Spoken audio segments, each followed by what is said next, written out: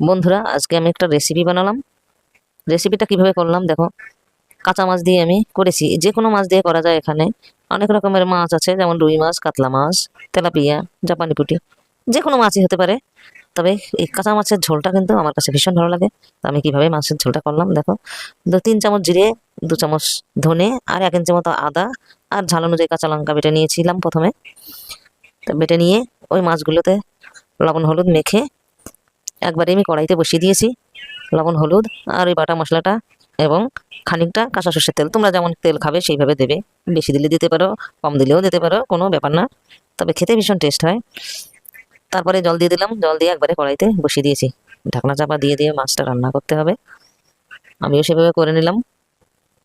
তবে খুবই সহজে রান্নাটা এবং খেতে ভীষণ টেস্টি। তোমরা এইভাবে বানিয়ে না খেলে বুঝতেই পারবে না কি সুন্দর রান্না, এবং খুব তাড়াতাড়ি হয়ে যায়। তবে সবসময় মাছটা একটু ঢাকা দিয়ে দিয়েই রান্না করতে হবে, যেহেতু সেদ্ধ করতে হবে। এখানে ভাজা ভুজির কারবার করিনি আমি, কাঁচা মাছ। তারপর লাস্টের দিকে এই যে দেখো, কাঁচা সর্ষের তেল দিয়ে নামিয়ে নিতে হবে। আমি তো তাই করলাম, একটুখানি কাঁচা সর্ষের তেল ছড়িয়ে দিয়ে মাছটা নামিয়ে নিলাম। ওহ, কি সুন্দর টেস্ট হয়েছে! বানিয়ে না খেলে বুঝতেই পারবে না। তবে আমার ভিডিওটা যদি ভালো লেগে থাকে বন্ধুরা, আমার চ্যানেলে একবার সাবস্ক্রাইব করে দিও প্লিজ। বন্ধুরা, আজকে আমি একটা রেসিপি বানালাম। রেসিপিটা কিভাবে করলাম দেখো। কাঁচা মাছ দিয়ে আমি করেছি, যে কোনো মাছ দিয়ে করা যায়। এখানে অনেক রকমের মাছ আছে, যেমন রুই মাছ, কাতলা মাছ, তেলাপিয়া, জাপানি পুঁটি, যে কোনো মাছই হতে পারে।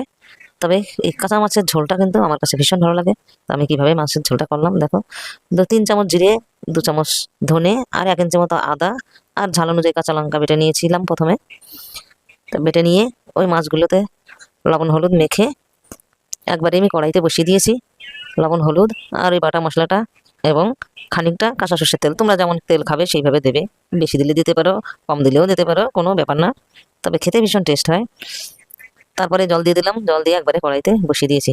ঢাকনা চাপা দিয়ে দিয়ে মাছটা রান্না করতে হবে। আমিও সেভাবে করে নিলাম। তবে খুবই সহজে রান্নাটা এবং খেতে ভীষণ টেস্টি। তোমরা এইভাবে বানিয়ে না খেলে বুঝতেই পারবে না কি সুন্দর রান্না, এবং খুব তাড়াতাড়ি হয়ে যায়। তবে সবসময় মাছটা একটু ঢাকা দিয়ে দিয়েই রান্না করতে হবে, যেহেতু সেদ্ধ করতে হবে। এখানে ভাজা ভুজির কারবার করিনি আমি, কাঁচা মাছ। তারপর লাস্টের দিকে এই যে দেখো, কাঁচা সর্ষের তেল দিয়ে নামিয়ে নিতে হবে। আমি তো তাই করলাম, একটুখানি কাঁচা সর্ষের তেল ছড়িয়ে দিয়ে মাছটা নামিয়ে নিলাম। ওহ, কি সুন্দর টেস্ট হয়েছে! বানিয়ে না খেলে বুঝতেই পারবে না। তবে আমার ভিডিওটা যদি ভালো লেগে থাকে বন্ধুরা, আমার চ্যানেলে একবার সাবস্ক্রাইব করে দিও প্লিজ।